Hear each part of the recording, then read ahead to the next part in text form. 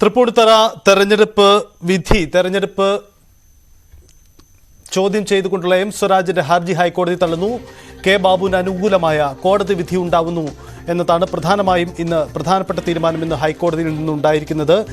UDF ക്യാമ്പിന് അങ്ങേയറ്റം ആശ്വാസം നൽകുന്ന തെരഞ്ഞെടുപ്പ് വിധിയാണ്. കെ ബാബുവിന്റെ പ്രതികരണത്തിൽ തന്നെ അത് വ്യക്തമാണ്. UDF പ്രവർത്തകർക്ക് കൂടുതൽ ആത്മവിശ്വാസത്തോടെ ഈ ലോക്സഭാ തെരഞ്ഞെടുപ്പ് പ്രവർത്തനങ്ങളിൽ ഏർപ്പെടാൻ ഊർജ്ജം നൽകുന്ന വിധിയായി ഇത് മാറുമെന്നതാണ് കെ ബാബു പറയുന്നത്. ഒപ്പം ഇടത് മുന്നണിയുടെ ഇനിയുള്ള നീക്കങ്ങളും നിർണായകമാണ്. കാരണം ഇതിൽ അപ്പീൽ സാധ്യത നിലനിൽക്കെ ഇനി സുപ്രീം കോടതിയിലേക്ക് നീളുന്ന നിയമ പോരാട്ടമായി ഇത് മാറുമോ എന്ന സാഹചര്യമടക്കം നിലനിൽക്കുകയും ചെയ്യുന്നുണ്ട്.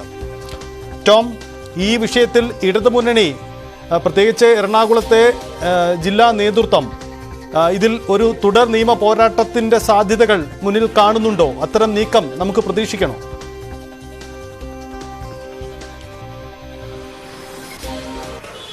തീർച്ചയായും സ്വാഭാവികമായും അത് പ്രതീക്ഷിക്കണം സജിത്ത്. കാരണം ഇതിനു മുൻപ് നമ്മൾ നേരത്തെ ചർച്ച ചെയ്ത മൂവാറ്റുപുഴയിലെ തെരഞ്ഞെടുപ്പ് കേസ് അറിയാം. അന്ന് ഹൈക്കോടതിയിൽ നിന്നും തിരിച്ചടി നേരിട്ടുവെങ്കിലും പിന്നീട് സുപ്രീം കോടതി വരെയും പോയി അനുകൂല വിധി സമ്മാനിച്ചതാണ് CPM-ന്റെ സ്ഥാനാർത്ഥിയായിരുന്ന മൂവാറ്റുപുഴയിലെ PC തോമസിന്റെ എതിർ സ്ഥാനാർത്ഥിയായിരുന്ന ഇസ്മയിൽ.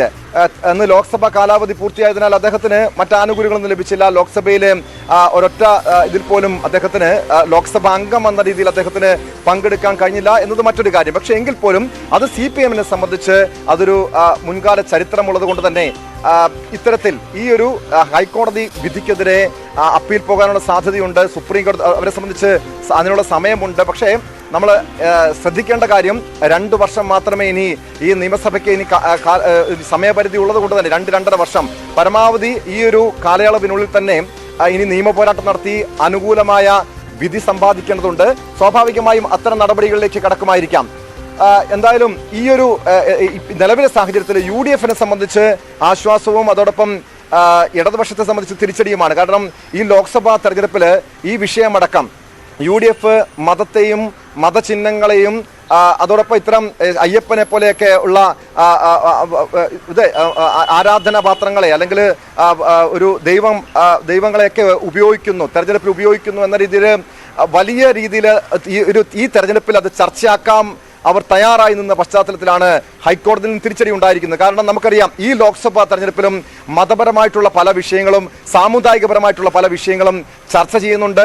കേരള സ്റ്റോറി അതോടൊപ്പം അയോധ്യയൊക്കെ അതായത് വടക്കേ ഇന്ത്യയിൽ അയോധ്യ, കേരളത്തിൽ കേരള സ്റ്റോറി ഉൾപ്പെടെയുള്ള വിഷയങ്ങൾ, വീണ്ടും ശബരിമല ഉൾപ്പെടെയുള്ള വിഷയങ്ങളൊക്കെ ചർച്ച ചെയ്യപ്പെടുന്ന ഒരു കാലയളവ് കൂടിയാണ്. അതുകൊണ്ട് തന്നെ ഏതെങ്കിലും രീതിയിൽ ഇത് UDF-ന് അല്ലെങ്കിൽ കെ ബാബുവിന് ഹൈക്കോടതിയിൽ നിന്നും തിരിച്ചടി നേരിട്ടിരുന്നുവെങ്കിൽ അത് UDF വലിയ പ്രതിരോധത്തിലാകുമായിരുന്നു. എറണാകുളത്തെ സാഹചര്യമല്ല, മറ്റ് ലോക്സഭാ മണ്ഡലങ്ങൾ, എറണാകുളത്തെ മറ്റു പല വിഷയങ്ങൾ ചർച്ച ചെയ്യുന്നുണ്ട്. നമുക്കറിയാം എറണാകുളം ജില്ലയിൽ ഹൈന്ദവ വോട്ട് വലിയ സ്വാധീനമുള്ള ഒരു നിയമസഭാ മണ്ഡലമാണ് തൃപ്പൂണിത്തുറ. മറ്റു മണ്ഡലങ്ങളുടെ സാഹചര്യം വ്യത്യസ്തമാണ്. പക്ഷേ ഇത് സ്വാഭാവികമായും ഈ കെ ബാബുവിന് തിരിച്ചടിയായിരുന്നുവെങ്കിൽ മറ്റു പല മണ്ഡലങ്ങളിലും പത്തനംതിട്ട ഉൾപ്പെടെയുള്ള തൃശ്ശൂർ ഉൾപ്പെടെ തിരുവനന്തപുരം ഉൾപ്പെടെയുള്ള മണ്ഡലങ്ങളിൽ സ്വാഭാവികമായും ഈ വിഷയം ചർച്ച ചെയ്യപ്പെടുമായിരുന്നു. എന്തായാലും UDF-നെ സംബന്ധിച്ച് ആശ്വസിക്കാം. പക്ഷെ ഇപ്പോഴും കേരളത്തിലെ ഈ മതപരമായിട്ടുള്ള വിഷയങ്ങൾ കേരളത്തിലെ ഓരോ തെരഞ്ഞെടുപ്പുകളിലും ചർച്ച ചെയ്യാറുണ്ട്, ഇപ്പോഴും ചർച്ച ചെയ്യുന്നുണ്ട്.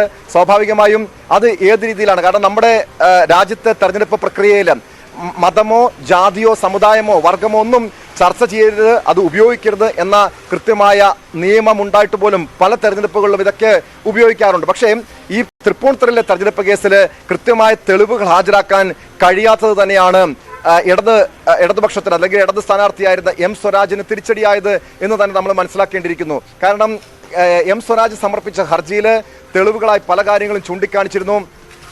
വോട്ടേഴ്സ് സ്ലിപ്പ്, അതോടൊപ്പം കെ ബാബുവിൻ്റെ ഫേസ്ബുക്കിലെ സ്ക്രീൻഷോട്ട് അടക്കം അവിടെ അയ്യപ്പനെ അവർ കൃത്യമായി ഉപയോഗിച്ചിട്ടുണ്ടോ എന്ന് വ്യക്തമാക്കുന്ന രീതിയിലുള്ള തെളിവുകൾ കാര്യങ്ങൾ ചൂണ്ടിക്കാണിച്ചിരുന്നുവെങ്കിൽ പോലും അത് കൃത്രിമമാണ് എന്നായിരുന്നു കെ ബാബുവിൻ്റെ വാദം.